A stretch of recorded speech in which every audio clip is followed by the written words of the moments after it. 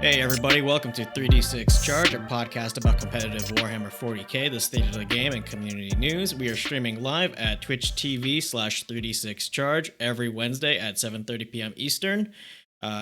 Kevin will yell at me if I don't say smash that like button and ring that bell.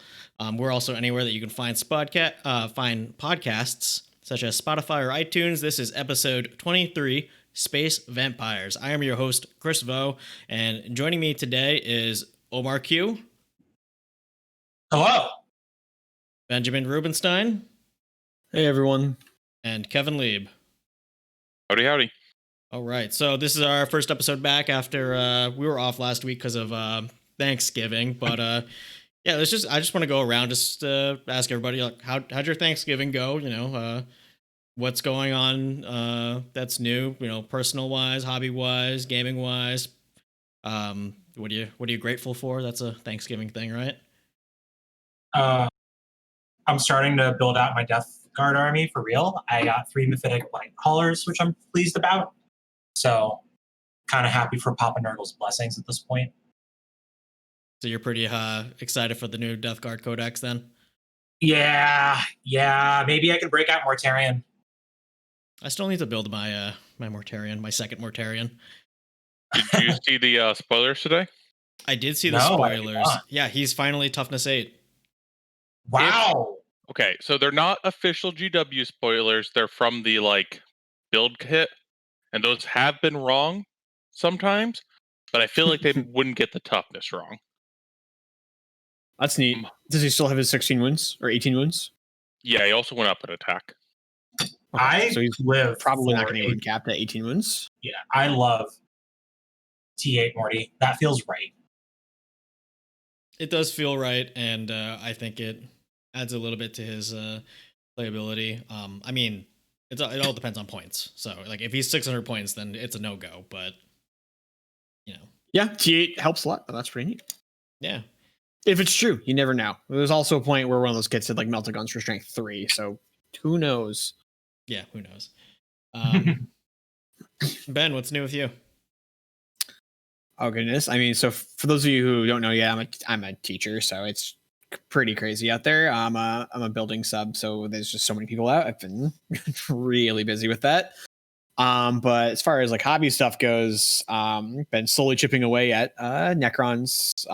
My fiance and I are getting the Silent King done. So many pieces. It's like every time I was like, all right, this bit's done. Oh no, there's another character to paint. There's another step on the throne. There's just so many pieces, but it's a lot of fun. It's a really neat model. We're having fun with it. You know, yeah, I love that Silent King model, but that would be like a 2-month project for me, I think, to paint it all and put it all together, because there's no way I would just build it and then start painting it. I'd have to do it in it's in pieces right now. Yeah, it's in pieces. It's the top of the throne, the bottom of the throne, each character. Yeah, the men here, it's all apart. Yeah. Kevin, how about you? So recently, I got 2 boxes of Shadow and Pain. Put the Snake Lady together. Have a batch of 10 of them in the workshop right now. Also, on the other side, I have some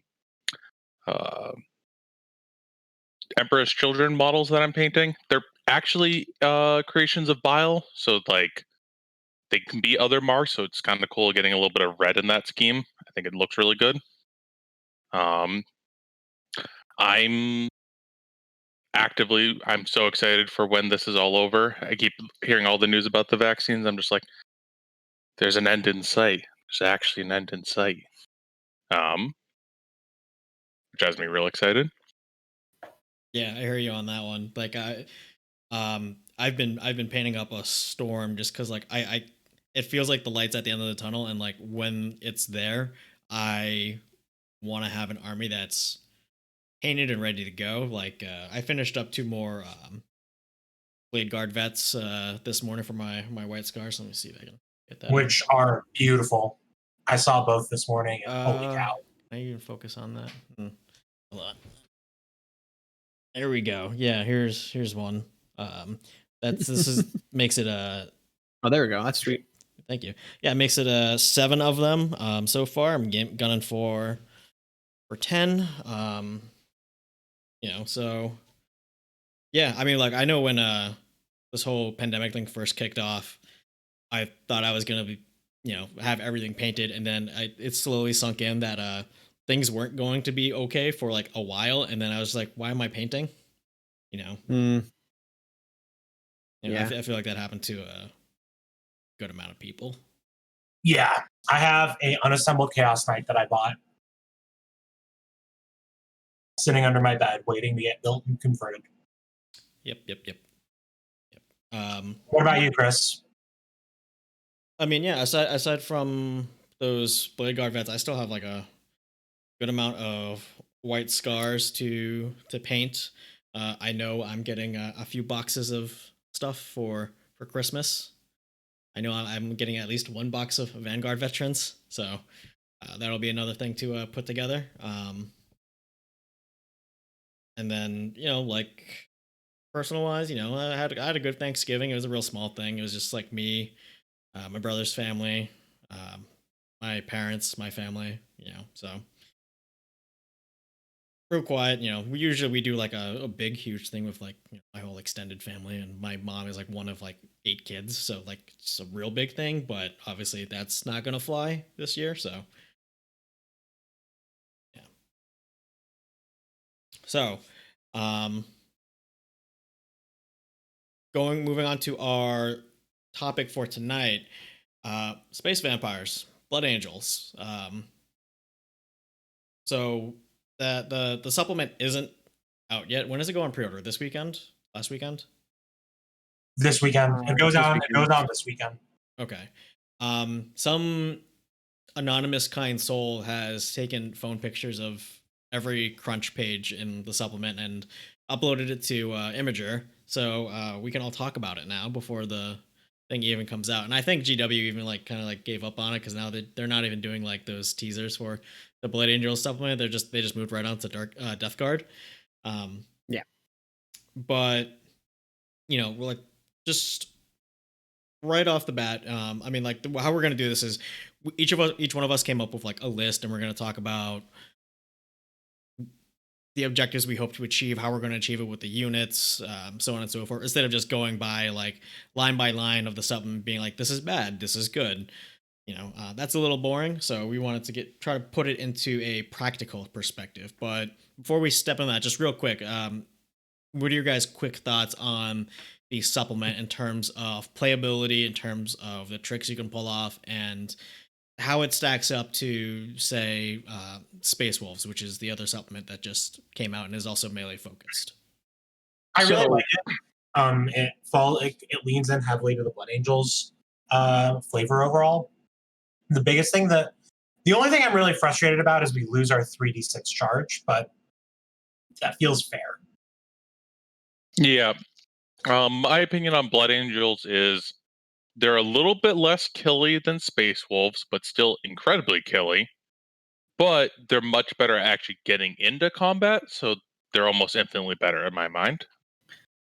yeah, I actually don't even know if there's significantly less killy. Like maybe a couple like they don't have maybe some of the units or chapter tactics. Oh, sorry, units or like stratagems that Space Wolves have to increase their killing power. But like their base chapter tactic is so ridiculous for just killing things in melee. I think that this is a really really powerful supplement. I'm a little scared. Its killing power is ridiculous. Yeah, speaking of the killing power, let's not forget that like when Smash Captains were Order of the Day, it was very common to see combat knife scouts just start like as far up as they could and then charge first turn because that +1 to wound chapter tactic was just so good. Mhm. So let's not discount the chapter tactic there. So in terms of, I mean, the other thing I want to say is GW stayed with the +1 to charge in advance in the chapter tactic, which I agree. I think it makes them far better than Space Wolves just because they can get into combat.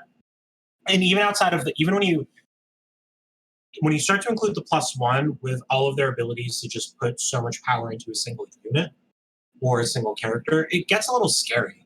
Like a Librarian Dreadnought and can take out anything in the game.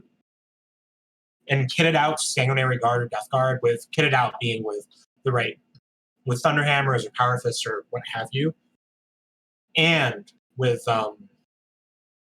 sorry, and with the right stratagems, I don't think there's anything in the game they can't kill, and they can get there and hold that objective if they need to. Yeah, I'd agree with that. All right. So shall we move on to our individual lists? Sure. All right. Up the browser here, which has our lists in it. So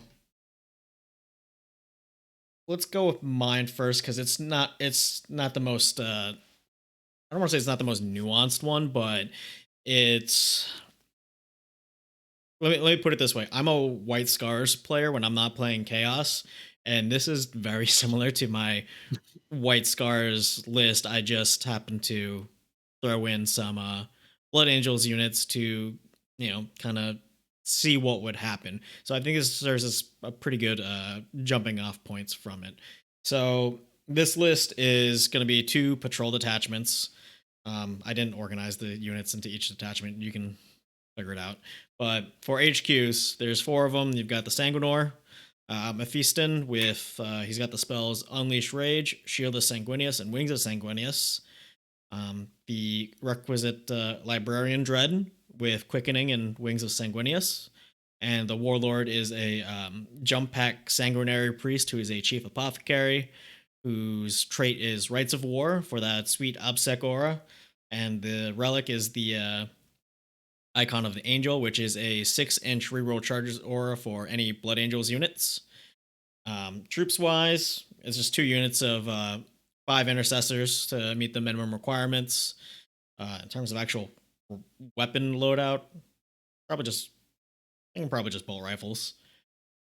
I make an argument for auto bolt rifles, I think, but beyond that, 2 units of 5 Blade Guard vets. It's something that I've found to be very hardy and very good at taking a midpoint objective and pushing on to the one past that. A unit of 10 Sanguinary Guard, which I've found to be pretty dirty. I've theoretically, at least for 30 points a model. A unit of 5 Plasma Inceptors to either act as a Suicide Squad or, zoom around and just pop some shots off. 6 Eradicators with heavy melter rifles. You have the option to combat squad them, and you need something in there with a little bit of anti-armor punch. And that's my list. So the overall idea of it is you use your Blade Guard and Mephiston to push one side of the board. You've got your intercessors to hold backline objectives. You've got your Plasma Inceptors and your Sanguinary Guard and your Sanguinary Priest and the Librarian Dread to push the other half of the board, and they're also mobile enough to support the Blade Guard if, things start going down. In terms of secondaries, I think Engage in All Fronts is an easy pick on this one just because you have the jump pack mobility. I think you should be able to get away with While We Stand for the most part, because you're going to be needing to keep alive the Sanguinor, Mephiston, and the Librarian Dread. The Librarian Dread, you might give up the 5 points on that one, I'll be honest, but I don't think it's too bad. And then for your 3rd secondary, I'm not too sure about this one. The Ploy Scramblers is right out. You could probably make an argument for Raise the Banners, especially if you use the Blade Guard for them for it. Like if you just park one squad onto the midpoint objective and the other one still moves up, the one that's just sitting there, you can just raise the banners on, and that'll net you a solid 10 plus points. But that's the list. That's the game plan. This isn't anything terribly fancy, and like I said, it's really a White Scars list that I've thrown some Blood Angels spices into. So, do you think this is better than what White Scars can do, or do you think this is? I wanted to play Blood Angels today. That's a good question. I think in terms of effectiveness, the Blade Guard and the Plasma Inceptors obviously do better in White Scars just by nature of the chapter tactic of the scars. But I think this holds a little bit more punchiness on the not Blade Guard flank, on the more mobile flank, just from the Librarian Dread, um, the Sanguinary Priest supporting it, and the Sanguinary Guard just shitting out damage, basically. See, when I look at it, what I'm thinking over the White Scars is White Scars definitely have more mobility. Blood Angels have more punchy. If we were in a meta that said like people are going to be playing up anyway, I'd want to go with this list just because I can still play the mobile game when I need to, but when it comes to just actually getting into the brawl, this list will perform better. Yeah, so yeah, that's definitely the advantage of White Scars is they get there faster, but once you do get there, and that just might be like a one turn difference depending on how you want to play it out in terrain and everything. Once you actually get in, the Blood Angels are superior. I think just that +1 to wound is just so huge, especially on the Blade Guard vets. They're already doing 2 damage flat with at strength 5. You add that +1 to wounds, then you're wounding Primaris and Terminators on 2 up. Yeah, I think the one thing to watch out for though is the White Scars do have a better super doctrine. Blood Angels are +1 attack, whereas White Scars are +1 damage in melee for the turn that they charge. But Blood Angels are pretty happy to go in like immediately. So I think if you are playing Blood Angels versus White Scars, I think the Blood Angels player is like pretty happy to just start melee combat immediately, especially because Blood Angels have a couple different tricks to put their guys into Assault Doctrine early. Did you bring in a Sanguinary Ancient? I may have missed that. I did not. Okay. Yeah, the biggest thing I will say about this list is I'm impressed with how few named characters you actually took. Every time I looked at it, it's like, oh man, I feel obligated to take 2 detachments with Blood Angels, and you didn't, which is their like, named characters are insane. Yeah. Can we talk about the Sanguinary for a second though? Because you did take him. Yes, I did take the Sanguinor, and my main thing with the Sanguinor is that if we're talking about like mobility and being able to support units that really need it, the Sanguinor is far and away the best unit in the game right now for doing that, just because of his miraculous savior rule. And that's everyone. Do you want to explain what that is? So, miraculous savior. At the end of your opponent's charge phase, after you've done all of your heroic interventions, if your Sanguinor is still not on the battlefield, and if any enemy units finished a charge move within any of your Blood Angels units, you can set up the Sanguinor within engagement range of one of those enemy units that charged, and it counts as having done a heroic intervention.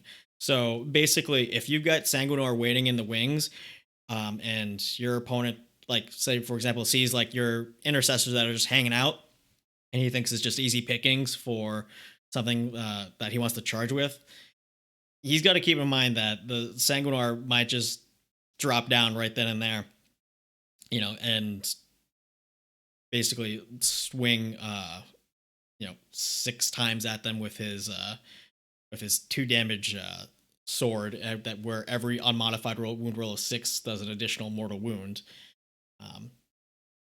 Also keep in mind that the Sanguinor, for 1 command point, you can force your opponent to attack the Sanguinor instead of the squad.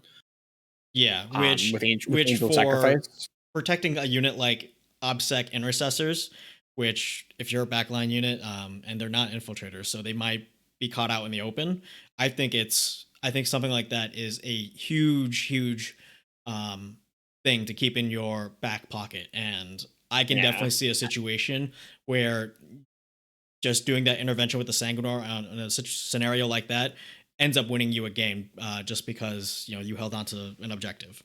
Yeah, I don't know if I even see it as a back pocket thing. I feel like that's what you're going to do most games. Your opponent's going to charge into a unit, you pop the Sanguiner in, spend a command point, force them to hit the Sanguiner, and then if the Sanguiner is really tough, so they don't kill him, and if they do kill him, you can just have him fight on death. Only death is to the end. That still works if your guy dies before he gets to fight, and then you're still in melee with the Blood Angels unit that you just charged, which is just going to probably chop you. Like there's like, even if it's like a normal intercessor unit with no melee weapons, they're still terrifying in melee.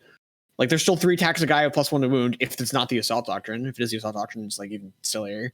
I think that any list with a Sanguiner in it is just really, really hard to assault into. Yeah. It's one of those things because like Assault is like so big in 9th edition now. The existence of the Sanguinor being in reserves, will it 100% deter your opponent from making a charge? No, because sometimes he has to make the charge. Will it make him think about it a little bit more? It should, I think. Any other thoughts on that list? Yeah, I like it overall. No one said anything that I'd add, but the Sanguinor is going to change how people play against Blood Angels. Yep. Agreed. I may have missed it. Did you cover what your Warlord trait and Relic were? Yeah, the Warlord trait was it's on the Sanguinary Priest. It's just Rites of War and the 6-inch reroll charges aura. Oh, there is a Sanguinary Priest. Yeah, who has Okay. a jump pack and is a chief apothecary. Oh Yeah, I should do the. I should have done the thinger. Yeah, you choose the Chief Apothecary Warlord trait. I mean, Yeah, there's, that's the fact there's a that- stratagem to double up though, right? Yeah, the fact, there is. Yeah, the fact that Blood Angels can take a jump pack Chief Apothecary while everyone else is Apothecary is stuck moving 6 inches is real good. It's real good. So yeah, like I said, it has that mobility to, like when I play my White Scars list, I have like the Chief Apothecary on foot. So if my like Inceptors or my Vanguard Vets take a beating and I want to like pick a guy up, they have to fly over to my Apothecary to do it. Whereas in this case, like if my 2 units of Blade Guard, they really need to pick a guy up and heal, I can just fly the Sanguinary Priest over there. Mhm. Yeah. Let's see. Benjamin, you want to talk about your death parade here? Yeah, sure. Death, So death, death. I wanted to avoid the whole Sanguinary Guard thing just because I know that we've talked them to death a lot, like in previous editions, and they haven't significantly changed, although they are still very good. But there's so many interesting things going on with Death Company in this book that I was just like, the first list I played just has to be a Death Company list. So we are a battalion with Astrath, who is he's the chief apothecary. He's a chief apothecary with a jump pack. Oh, Astrath, no, he's the Master of Sank. Sorry, that's what I meant. Apologize. Master of Sanctity with a jump pack. He's got a really wild melee weapon, strength 7, AP 3 damage. He's got I think 4 swings with it. He also has a unique litany, which I'll get to in a little bit. Then we got Lamarties, who is also a sort of Master of Sanctity, except that he doesn't have the keyword, and all of his apothecary abilities only work on things with the Death Company keyword. So all of his litanies only work on Death Company, and his aura of, you can use my leadership only works on Death Company. Although honestly, Astrath has an aura of Death Company or immune to morale, so the Death Company are very hard to make to run away in this list, which is neat. Then I have a normal librarian. I know it's not Mephiston, not a Dreadnought, just normal librarian, because I want to bring 2 buff spells with him. I brought Shield of Sanguinius and Unleash Rage. Unleash Rage got changed in this book. It used to be +1 attack for the unit, and now it's 6s to hit, double hit, which is generally speaking worse unless your unit has like 5 or more attacks with rerolling to hit, or 6 or more attacks and no rerolls. And then the other spell is Shield of Sanguinius, which is pick a unit and you give it 5 of invulnerable save. Which is just very good. And then also, I gave him the Quake Bolts, which is, I think, the best relic in the book. So it's one of the bolt relic weapons. You replace when you shoot the weapon, you only make 1 shot with it. If it hits, something happens. So make one shot. If you hit, people get +1 to hit the unit that you hit in melee. Ooh. Which is wild. It's insane. Yeah, the Quake Bolts are pretty easily the best relic in the book. Like, why would I need a captain to reroll once to hit when my librarian can give my army +1 to hit my favorite target? It's insane. Like the Quake Bolts are bonkers. I can't believe it's a relic. For troops, we got 2 5-man intercessor with the chainsword sergeants with bolt rifles, and then we have 1 10-man assault intercessor squad with a sergeant with a power fist. Then we have a 9-man. We have a 9-man Death Company squad, sergeant with the power fist. 2 10-man Death Company squads, sergeants with power fists. 3 Death Company dreadnoughts, and then the obligatory 6 eradicators. Regular melta or heavy melta? Yeah, actually, I apologize. I had to cut down that assault intercessor list. I guess I forgot to write down. It's only 5 assault intercessors with no power fist. I had to cut points at the end.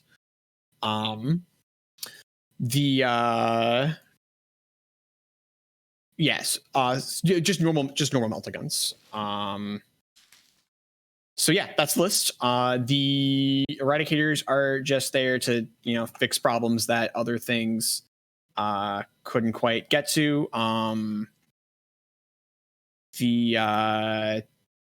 yeah, so the main idea of the list is that we have 2 different apothecaries who can sorry, this is just bothering me.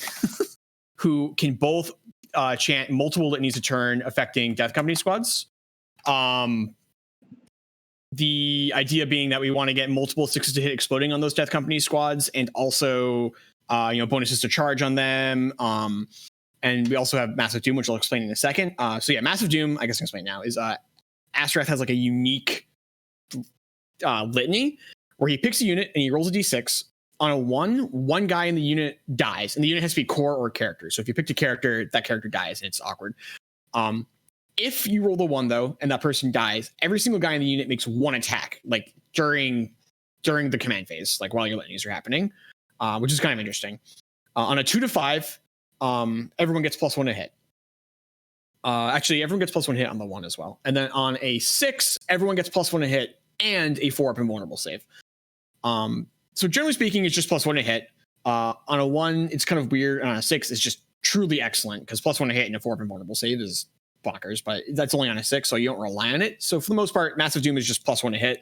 So you're only really using that if you want to go for 2 different targets. So your librarian's bolting 1, and then Astrath picks a different unit to give a bonus to. The heavy lifters in this list are absolutely the Death Company intercessors. Everything that had the Death Company keyword in this book just gained an extra attack. They just like put an extra attack on it, but the Black Rage stayed the same. So the Black Rage is +1 attack and a 6 of Field No. Sorry, +1 attack on the charge and a 6 of Feel No Pain, and that stacks with Shock Assault. So now on the charge they get +2 attacks. So a Death Company intercessor baseline is 3 attacks with 5 attacks on the charge, and I gave them all chain swords, so it's 6 attacks on the charge. If we're in the assault doctrine, it's 7 attacks on the charge. And then the librarian can make a unit 6 to hit, double hit, and then Lamarties can make everyone within 6 inches of himself 6 to hit explode. So you end up with like 70 attacks with like hitting on 2s. You can spend a command point to have one of those dreadnoughts become a captain or a lieutenant, depending on what you need, or you can have one of your 4 litanies for the turn, be the canonical of reroll everything to hit, because all chaplains still just get that ability. And if you're hitting on 2s, you actually reroll all of your dice because a 1 misses, but a 6 can hit up to 3 times. So it's insane. Like the damage output on that unit is completely bonkers. And they're really tough. They're still intercessors with 6 of Feel No Pains. For 2 command points, you can make it a 5-up Feel No Pain. Like I said before, we have Shield of Sanguinius to make it and give them invulnerable saves. I just think that Death Company are crazy. The list is like super durable. The second it touches you, you're going to take an unbelievable amount of damage in melee. And then we just got the 3 dreadnoughts who are just independently good. So I'm noticing that you have 3 units with OBSEC, and then the librarian with the OBSEC warlord trait. Yep. Yeah. I forgot to mention. I also know that Death Company have the drawback that they can't do actions. Do you feel like you're limiting your secondaries too much, and maybe have a hard time scaring primaries if they are tricksy OBSEC units on the other side? So I'm not super worried about being out obsec because like you said, the librarian is a 6-inch aura of I give obsec. Mhm. And if my opponents are trying to like fight over midfield objectives, like these units will just actually obliterate things that get too close to them. The plan with this list is very much to be very aggressive, put your opponent on the back foot as early as possible. Death Company still have the 12-inch scout move for one command point stratagem. Like that hasn't gone Can away. you It's use still that there. only once, or you can use that as many times as you want? It's just the beginning of the first battle round, so it's not during a phase. So I believe it's as many times as you want. There's a couple things that we kind of need to wait for FAQs, including in this list. The big thing that we need FAQs in for this list is Lamarty's with Death Visions. So as of now, he's the only Death Company character that does not have Death Visions. Death Visions is a new mechanic where there's like 3 special visions you can declare that your character is having. He can be like staring down Horus, dueling Horus, or trying to strike the killing blow of Horus. And each of those things has like a different special ability. Depending on what conditions you're filling out, you can get a 3-point vulnerable save. You can get +1 attack for every 5 enemy units within, I think, 3 inches of you, or you can give up your attacks and do D3 +3 mortal wounds. The 3-point vulnerable save and the extra attacks ones being the really silly ones. Currently, Lamarty's doesn't have these abilities, but there's a stratagem that says any Death Company character can just use 2 of them on the same turn. As of now, that works on Lamarty's. So maybe it's not supposed to work on Lamarty's. Maybe Lamarty's is just supposed to have the Death Visions keyword and they didn't put it on him. Because I don't know. So like, I get that question answered. If he doesn't have the Death Visions keyword, I'm kind of incentivized to add another detachment to this list to bring a character who can do Death Visions.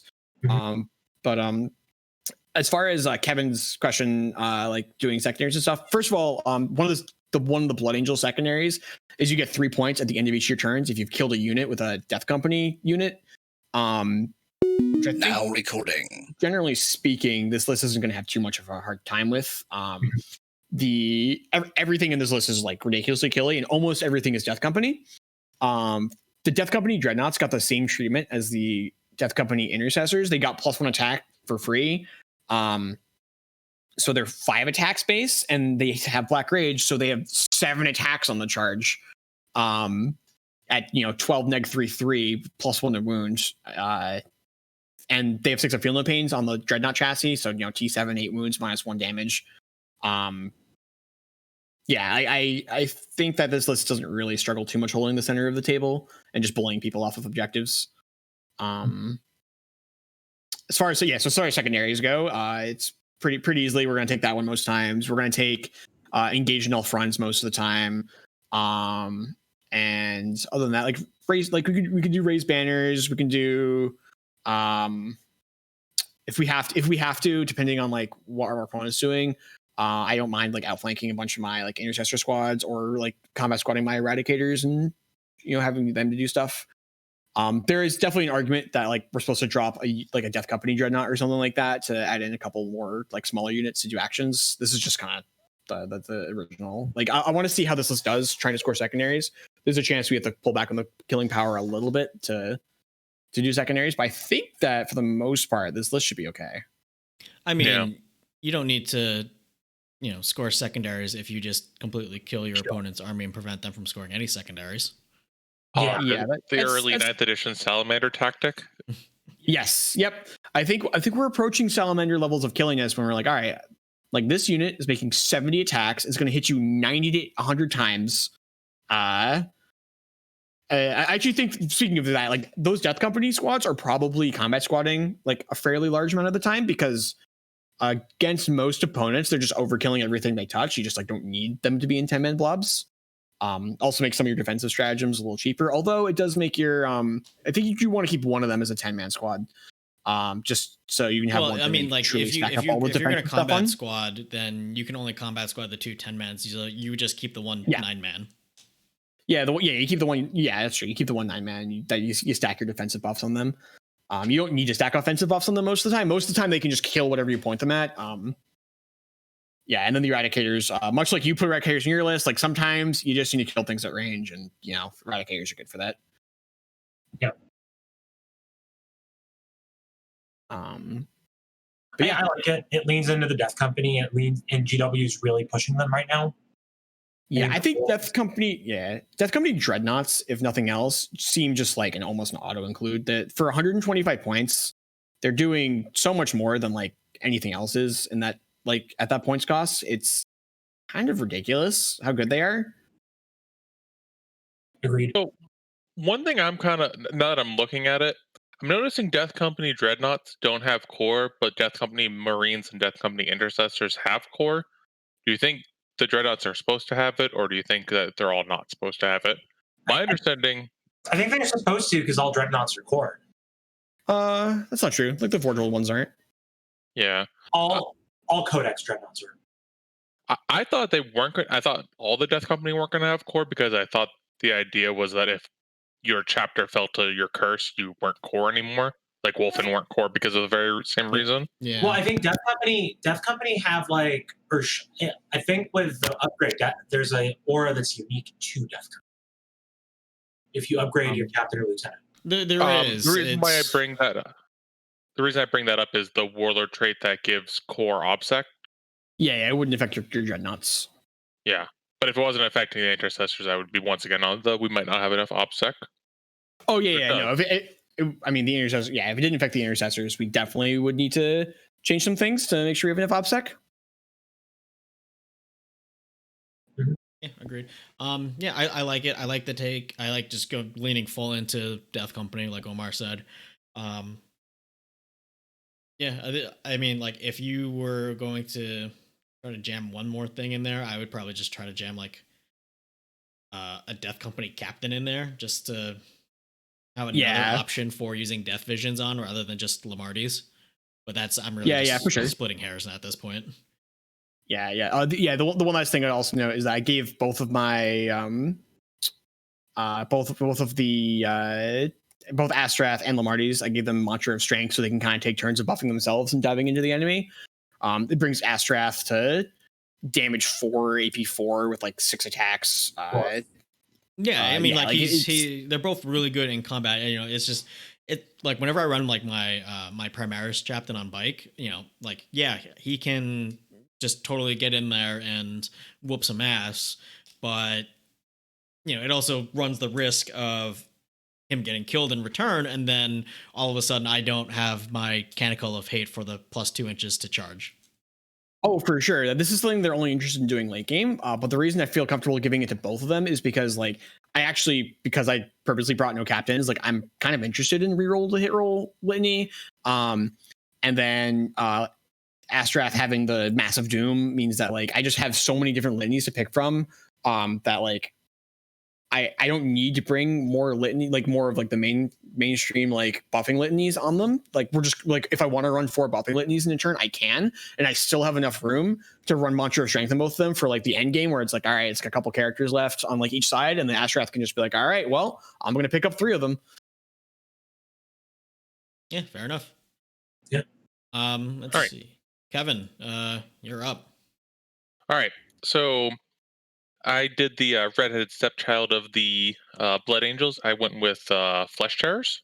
So, as a reminder, Flesh Tearers have a slightly different chapter tactic. They still get the +1 to wound, but they have 6s to wound unmodified.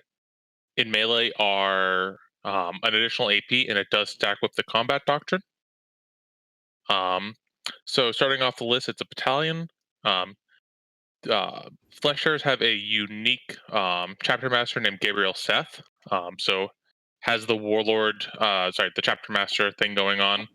His melee weapon is a thunderhammer without -1 to hit, and he has 5 attacks. And he's hitting on 2s, right? Yeah, hitting on 2s. He in melee, if something manages to live through melee with him, and he's still alive at the end of combat, he gets to fight again for free. He also has 6s to wound unmodified, are an additional damage within 6 inches of himself. So he has a lot going on for 160 points. Obviously, he's a foot marine who has to walk up there, but I'm kind of trying to play into that strength with what I'm building into the list.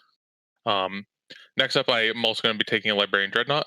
I actually made this a Chief Librarian Dreadnought, partially because I wanted to have three psychic powers that he could know. He's going to be 2 melee weapons and a Stormbolter underslung. He has Quickening, Wings of Sanguinius, and Unleash Rage. I did Quickening and Wings of Sanguinius because if I want to be able to send him in, I wanted to have both those options put together. Yeah, I think when you take a Librarian Dread, like you have to take Wings. I mean, Wings for sure. Also Quickening though. Yep, and with the extra, I figured the extra 25 points. He's not for extra 25 points. I wanted the maybe once a game, twice a game Unleash Rage. Seemed like a pretty value pick to me. I also took a Primaris Tech Marine. He's the Master of the Forge. I gave him the Rights of War Warlord trait, so I could get some more OBSEC within the list. In the troop slots, I have 3 units of Assault Intercessor squads. In the elites, it's fun. 3 Death Company Dreadnoughts, dual fists. 3 Frezio Dreadnoughts, dual fists. In the fast attacks, 3 Outrider squads. And I also have in the, with not taking up an org slot, a unit of servitors to do deploy scramblers. And I get to add that for free because I have the Tech Marine. Not listed here. The Death Company Dreadnoughts actually went down 5 points, despite getting the extra attack. So I'm going to be putting Melta Guns on them, so I get a little bit extra firepower. When I'm thinking about playing this list, I want to kind of send a force up one flank, kind of like the Dreadnought force, with the Master of the Forge leading them and the Dreadnought with them. And on the other side, Gabriel Seth kind of leading the Intercessors and maybe the Outriders and 1 or 2 Dreadnoughts. So kind of separating out. For actual secondaries, engage in all fronts. Oath of Moment, and what was the last one? Deploy Scramblers. 3 classics, but I feel like this list plays to those ones well. Yeah. Sounds reasonable. Would you be concerned with that many Dreadnoughts on your list about the prevalence of Eradicators in the meta? A little bit, but also acknowledging that I'm almost overwhelming that threat with this amount. I think you'll lose 2 Dreadnoughts, maybe 3, but by the time you're in melee, the Eradicators will. Yeah. I mean, the thing about the Eradicators in the meta is that people are usually taking 6 in total. I mean, so like 6, yeah. If you keep them as one big unit, then they all got to shoot at 1 Dreadnought per turn to get their double shots. If you combat squad them, that's 6 shots.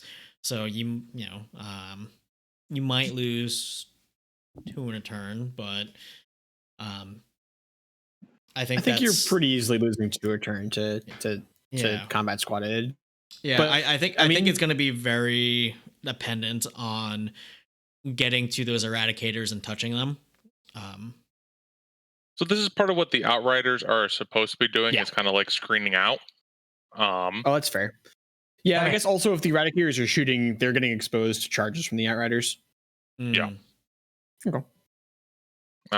Obviously, while Outriders are tanky, 3 Outrider squads are killable by people's armies, so it's not going to be infinite time screaming, but it will be enough that I expect to get ahead on the primary. And while, yes, the Eradicators will probably end up killing if they're not engaging and just doing the shooting, I think I'm just going to do the classic, I'm winning on primary, you might be killing more of my army, but unless you come and fight me, I'm going to win this game. Yeah. Kind of strategy. Yeah. I mean, I think you definitely give up Bring It Down. Yep. Yeah, it's a little awkward. But yeah, well, there are 6 Dreadnoughts. That'd be 12 points, right? Well, there's 7 Dreadnoughts if you include the Librarian Dreadnought, but I think I may be able to keep that one safe. Yeah, it's not giving up. Like it's 12 points. But that's also like killing the majority of my army. So like, yeah, if they kill Yep. the majority of my army, they're I Right. guess Yeah. So counterpoint to what I was saying. it's one of those situations where like, yeah, it gives up those kill secondaries, but they got to do that anyway to win the game. Yeah, I think this is pretty sweet. Dreadnought's got so much better recently. Like I was saying, I think the Death Company Dreadnought's just like completely off the walls. What are you seeing in the Furioso Dreadnought? What's that doing for you? The extra melee output, kinda. It might be correct to change them into regular dreadnoughts with multi-meltas if I can find the points around there. I was just trying to go. So there's a lot of kill there, and you're gonna get into combat with it. Yeah. They're slightly cheaper and slightly less killy Death Company Yeah. Dreadnought. You're Yeah. leaning into a concept. I like it. Yeah, I like the Outriders too, because you are flesh hairs, you are a little bit slower. So you do need something to like kind of get you into the game turn 1 and turn 2, and those Outriders can kind of do it for you. Yeah, and the thing is about like running so the 3 Furiosos instead of the 3 like regular multi-melta dreads is that if you only have the 3 melta dreads and the 3 Death Company dreads, and somebody like really doesn't want you to touch them, killing 3 Death Company dreads is a lot more palatable, realistic, practical than killing 6 melee dreads before they get to you. So while the melee dreads are going to be significantly better at actual melee, it's not like regular multi-melta dreads are bad at melee in in Blood Angels. Yeah, like they're still going to be making 6 attacks on the charge. Yeah, keep in mind, Death Company Dreads are eligible for refusal to die. You can give them a 5-up feel no pain. It's not infantry locked, it's just Death Company unit. Yeah, and that would be pretty good on Death Company Dread, because a 5-up feel no pain basically gives you 50% more effective wounds, so you go from 8 to 12. Actually, now that we're talking about it, I think it might actually be correct to drop down to Dreadnoughts and maybe put those points into like a Vanguard Vet squad with Storm Shields and Lightning Claws to actually go with Gabriel Seth as a second big buff unit. Right, because Gabriel Seth gives the extra damage, right? Extra damage. He also, if you think about Flesh Hairs on a whole, Lightning Claws are really good because you're trying to reroll to get that extra AP. I actually think that's just better for that chapter tactic. Oh yeah, Lightning Claws are really good with Gabriel Seth and them, aren't they? Yeah, I like that a lot. I like that. All right. Yeah, I'm also I'm really impressed. Wait, do Claws Blood Shield let you too. reroll all wound rolls or just failed wounds? I believe it's all. Okay, so you can definitely just fish for 6s then.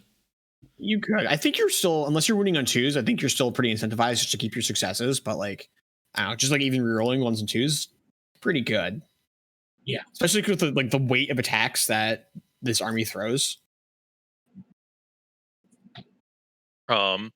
Strengths I see of this list over other lists, I think in a Blade Guard veteran, other like Gravis kind of meta, this list kind of just demolishes those lists. If we're talking about before where White Scars were the faster versions of Chris's list, this is like where I'm kind of doing the same thing where I'm slowing down a little bit more to increase that killiness by that much more. I think if I were to compare this to a White Scar list, I think I have sacrificed a little bit too much speed and would really have to be in like a heavy Blood Angels meta to make this better. But it's an option. Right. And I think when it comes to sacrificing speed, it's not too big of an ask in this edition because, you know, you're not going to go up against armies that are just going to hang back and then just plink away at you. Where, you know, before you definitely needed that speed just to close the distance.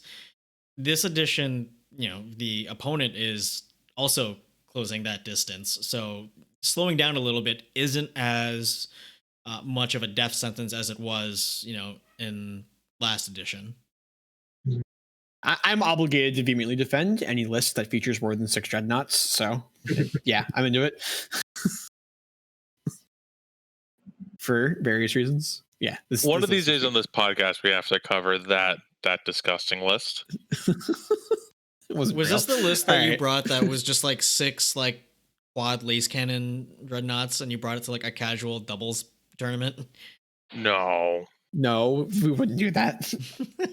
All right. I feel like we should probably move on. Yeah. Oh no. We're too invested. Okay, it's story time, everyone. So about a year and a half ago, I was with Ben at ArmorCon, and Oh yeah, I the remember Iron. this. Yeah, this is actually where I met you, Omar. This is And you and I met in Rhode Island in a doubles with Chris. And me. Yeah. That was fast. This is where he met you. yeah. This is the first time I played a game against you. They think might be more. One-on-one. Yeah, I played against your Ultramarines. Yes. So Ben was like, okay, March of the Ancients is broken, and I'm going to build a list around March of the Ancients. So This was back when you could use it as many times as you wanted. This is the Iron Hand strategy, unless you make a dreadnought into a character. So he brought like two min battalions with scouts. The scouts' jobs being go out in the center, don't do anything, but make it so my characters are character dreadnoughts are unshootable. He took. It's the only time I've ever seen this warlord trait be valid. He took the Salamander's reroll hit, one wound, but also the heroic intervene 6 inches on your characters, because half his army were character dreadnoughts. So, oh my goodness, yeah. So yeah, I took 2 normal dreadnoughts with las cannons and fists, 3 chaplain dreadnoughts with las cannons and fists, 2 mortis dreadnoughts with 4 las cannons, and 1 mortis dreadnought with 4 heavy bolters. What a list. You're a monster. Still have I have like half these dreadnoughts just sitting over here. They got used in that one tournament and they've never come back. They that was I actually met that's where I met one of my good friends, one of my teammates. We met in the finals. He was also abusing Iron Hands. He was running the Ironstone triple repulsor executioner list. I was turns out when the repulsor executioners aren't allowed to shoot, and I have like almost 20 actually I had over 20 less cannons with like full rerolls on them. I got to kind of run away with that game. I ran away with every game. That list was completely busted. But yes, from that point on, I am obligated to defend anything with dreadnoughts in it. Because I definitely play the list because I love dreadnoughts. That's 100% why I put that list on the table. Yep, 100%. Not because it was the most broken thing in the game. Yeah. No, dreadnoughts are great. I love them. This list is sweet. It has lots of dreadnoughts in it. Maybe a little weaker than that list, but it's still competitive. It might be as good. It's just less feel bad. I don't think it's anywhere close to as good as that. Okay. I hope we never see something close to that list again. Yeah. No, that list wasn't close. I failed to kill, I think, 180 points of models that my opponents put down against me like the entire day. It wasn't close. Like, it's not because I was doing anything special. The rules were just completely busted. Iron Hands were goofy. I'm glad they got nerfed. All right, shall we move on to our last list? Yeah. Omar, you want to Yeah. away here? So this is just a very infantry heavy Blood Angels list. I've got Primaris Lieutenant. I've got the Indominus Lieutenant and Captain. The Captain's my Warlord. He'd have the Icon of the Angel and Rites of War as the trait and relic. Sanguinor. And then a lot of Assault Intercessors. I've got 3 squads of 10-man and 1 5-man. And what that is it's overwhelming. I've had a lot of success with Assault Intercessors as Ultramarine against White Scars. And I wanted to go into that with Blood Angels. The nice thing about them, too, is I can combat squad as needed. So if I decide if it looks like I need more bodies in a game, then I can have more bodies on the table. It gives up kill more, but I mean, Blood Angels Assault Intercessors are good. On the ground, I've got a 5-man Blade Guard veteran squad. They're kind of like the escort of the Captain and the Lieutenant. These guys are this slower moving ball of death, so to speak. They're there to ruin someone's life. When they do make contact, they're going to do a lot of damage. Rerolling 1s on them is pretty phenomenal. ones and ones is pretty phenomenal. While the captain and lieutenant don't get to reroll for each other, that's not the point. And whatever objective they get on, they're gonna take. And where the list gets a little more Blood Angel-y is with Death Guard, Sanguinary Guard, and Terminators. So I put down a Terminator Assault Squad with Storm Shield and Thunderhammers because they're going to go on an objective and they're just not going to leave. The whole point there is I want to drop them the center objective, and they take up the center of the board. I'm confident in my ability to keep them alive for a long time. I do want to pay a CP to give the lieutenant the icon of the angel, so that when my deep strikers start coming in, they have access to rerolls depending on positioning and such. What I also want to run is a squad of 10 Death Company with bolt pistol and chainsword. It's just good. It's kind of stupid. It does a lot of work and can be combat squatted. And 2 units of Sanguinary Guard with Art and Carline axes. I'm leaning heavy. Sweet. Yeah. I'm leaning heavy into I'm going to charge you, I'm going to kill you, I'm going to take the objective. And there's going to be so many threats you don't know what to deal with. My assault intercessors are scary. And when you start factoring in the deep strikers, the blade guards, the characters, and the fact that the Sanguinor is just always there, it turns into a problem. Yeah. The other thing also, just to go back to your point about giving up Killmore is only a secondary. It's not like it's only there if your opponent says it's there, and they have to say it's there before you decide the combat squad. So it's just like, if you want to have 1,000,000 5-man squads, you can just do that, and your opponent's never going to be able to like rely on you doing that, because if they ever like, all right, taking it, you just like, all right, nothing combat squads, I guess. Yeah. Because of the order that those decisions are made. This list seems really sweet. It's like very baseline. Like, we're not doing anything fancy. Here's 1,000,000 assaulty combat bodies. Yeah, you're not doing anything fancy. You're just taking the thing that Blood Angels do good and just leaning real hard into it. You know, you're not trying to pull off any fancy Eldar shenanigans. Like, there's 55 points left. I wasn't sure what the points were, so I wanted to give myself a 50-point buffer. When I glanced at them, it wasn't a huge difference from the index. But things I would change, depending on points, were I'd make the captain a chapter master. And I might sub out either the captain or the lieutenant for a librarian dreadnought. Yeah, and if you have like 40 points, you can always just like, like servitors. Yeah, Huh? that's what I was gonna say. You just want servitors in this list. Just want, so you can, right? You have 1, 2, 3, 4. Yeah, you have an extra elite slot. You bring servitors to just do actions. Yeah, also fair. Get in the way. I think it does. I think this list takes Raise the Banners high because all my troops are assault, so they're not going to get anywhere till turn 2 at least. I think Death Company more than likely starts on the ground. Hey, Yeah. It's down hey, movement. Chris, And then they move 12 inches. the stream showing your tab instead of the Discord. Showing Google Docs. Yeah, I know. Yeah, Oh. we're showing people the list. Yeah, so the Death Company more than likely start on the ground, and they just move 12 inches. Is a big blob of doom, and then you've got a wave of assault intercessors behind them.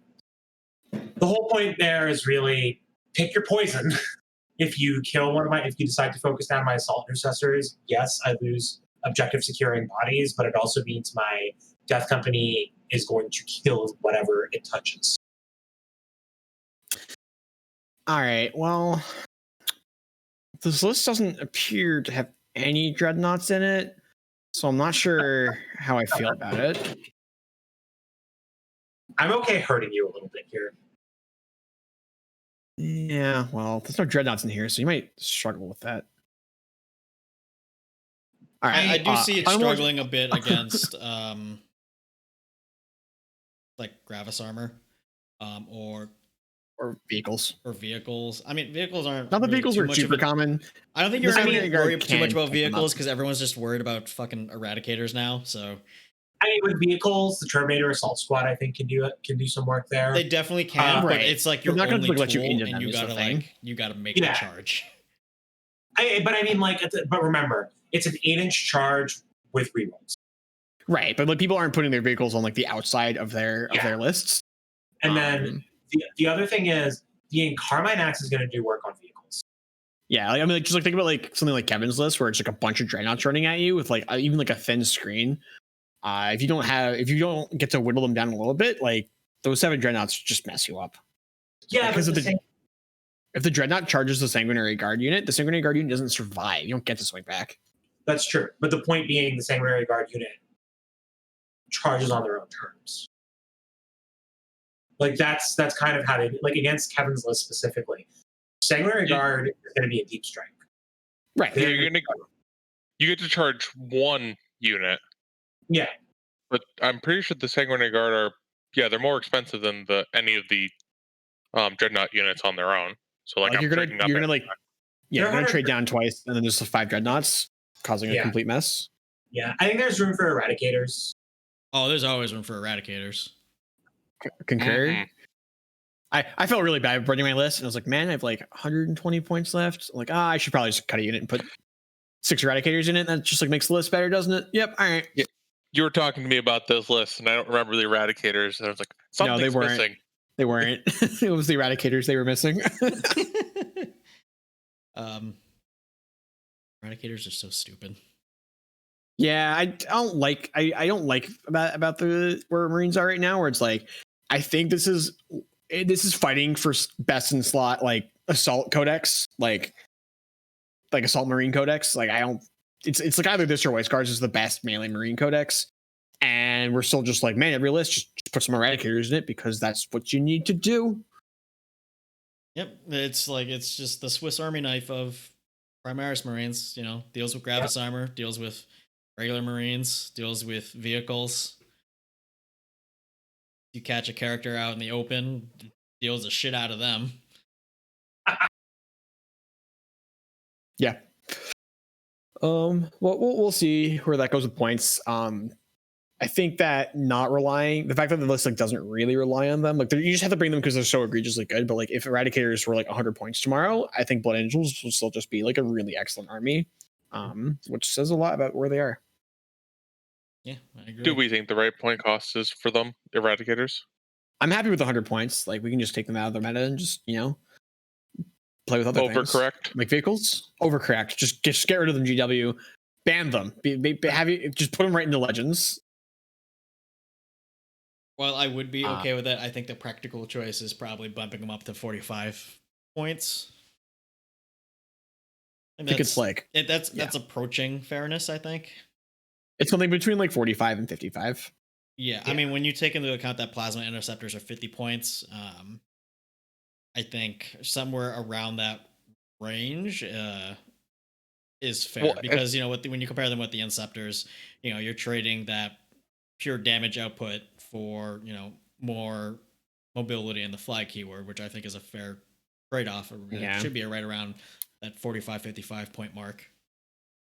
Yeah. I mean, Although, I think it's sorry, go ahead. I think I'm about to say what you were about to say. I don't know if plasma inceptors are like the fair and balanced standard that we should be looking to guide to. That's okay. A very good point. Yeah. I was going to say that, and then also Dark Angels are going to come out at some point and break plasma weapons in half again, and like Inceptors are just going to have to be dealt with by GW. Which I'm not looking forward to be honest, because I really like my plasma inceptors in the Ultramarines. Well, I mean, like I just think they're a little too good. Like even like Ultramarines, they're getting a fair amount of Ultramarines too. To be honest, like I just think they're a little too good right now. I don't know Which is kind of wild because like all these solid codexes are really scary. They're solid. I don't know if they're too good. They are too good. I in my opinion, I think they are better than options that pretty much any other faction has. How so? Other factions don't, because the way their weapons interact with blast means that they are good at both wiping out vehicles and hordes, and they move fast enough that they can deploy on the table out of line of sight and still threaten most like locations on the table. And they're assault. Like other factions just like don't have access to anything like that. Like they're not a jack of all trades, they're a master of all trades. They're extremely good at wiping out hordes, they're extremely good at wiping out vehicles. They're fast enough to be to threaten multiple places on the table at the same time. Like they do just like slightly too much. You also didn't even touch on the point that they're T5 and 3 wounds. Yes, they're also hard to kill. They're also resilient. They're not necessarily resilient for their points cost, but they are resilient. But with access to transhuman physiology. Yep. Yeah, they just like, do a little bit too much. Yeah, that's fair. They are very good, and I need to buy more of them. You don't have to. If I were you, Chris, I would wait 4 months and see if they're still at their point cost in 4 months, and because we're probably not getting back to gaming until then anyway. Right, but And you like- also have to keep in mind that I'm the guy that painted up 60 Plague Bearers just in time for them to go to 8 points per model. I'm also the guy that got 30 Possessed just in time for them to fucking die. It's okay. Possessed are coming back. That they are. So you're talking about chaos models. And Chris, I really need you to not touch Inceptors because I've wanted them to be good for years, and they're finally good. Excellent And- point, Chris. Buy Inceptors. Please don't. Buy Eradicators. Yeah, no, the chat's telling me to Eradicators. finish my Eradicators. I've got 6 of them. They're halfway painted. So many Finish painting them Eradicators. now. Just buy more. I mean, like Theophoto said, the sooner Chris finishes his Eradicators, the sooner they'll be nerfed. Is that why my Yes. Warp Talons got fucking destroyed? Yes. Absolutely. Yeah, that and also the +1 attack is like really good, and then GW doesn't realize like how the points cost affect the chaos models that are like 3 wounds behind Imperial models at this point. Yeah. I still feel really bad about my Warp Talons. I'm just using them as counts as Vanguard vets now because that's all they're good for. Oh, they're so sad. They're so sad. Someday. Oh, sell your monolith. It didn't deserve it, Chris. I don't have a Did monolith. you buy a monolith? I do not have a monolith. I've actually never had any Necron ever. I think this is a comment. Maybe if you sell it, it'll get better. In So which we need to case- give you a free one and sell it, and they'll only be net up. No, Yeah, we I net think up, but I just, think like, I think what monoliths needs to can be happen is that playable. I need to buy it, put in like 20 man hours into painting it, and then sell it for a loss, and then that'll be my sacrifice to the dice gods.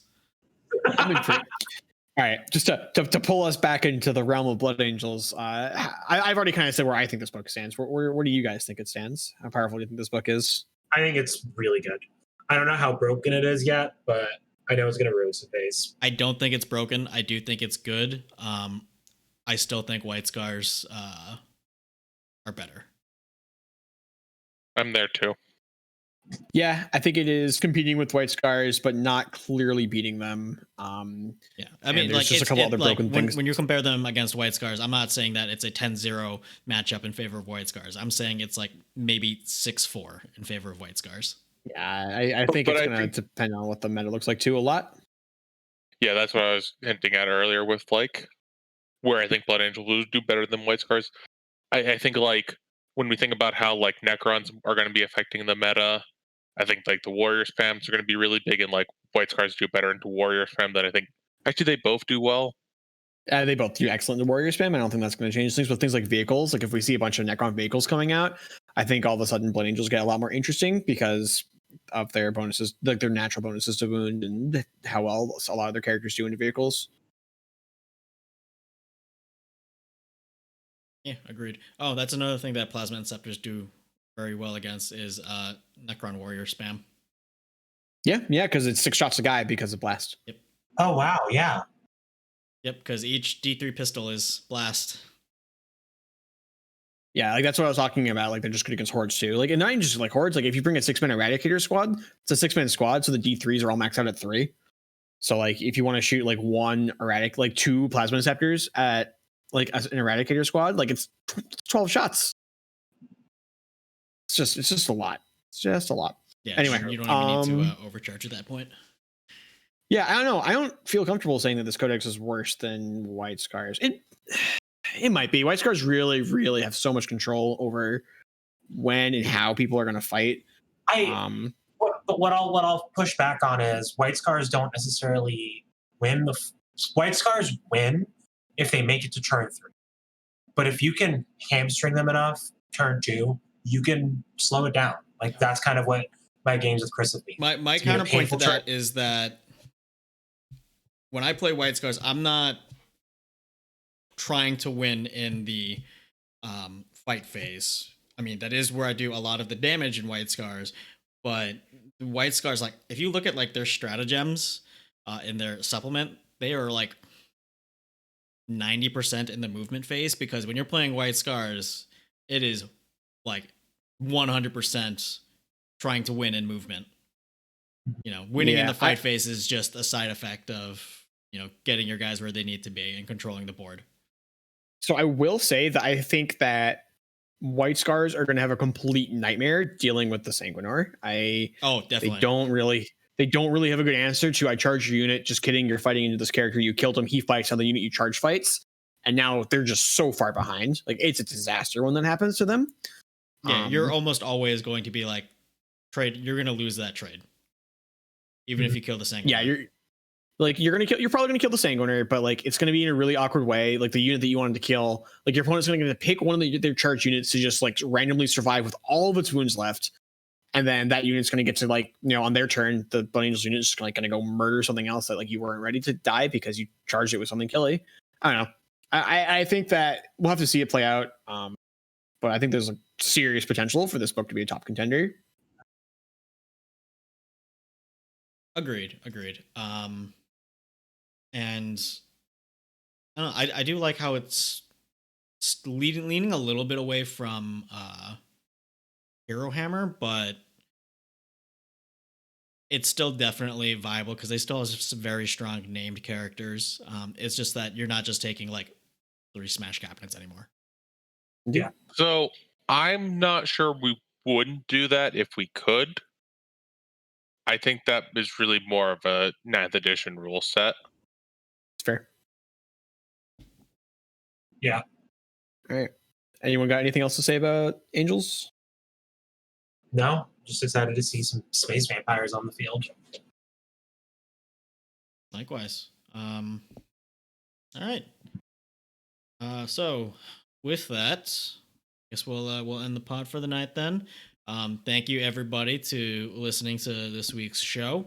I hope you enjoyed it. I'd like to thank our contributors for this episode, Omar Q, Benjamin Rubenstein, and Kevin Lieb. This has been the 3D6 Charge podcast. Bye for now. Don't roll any ones, and we'll catch you next week. See you guys later. Bye. Ring that bell. See you guys, everyone.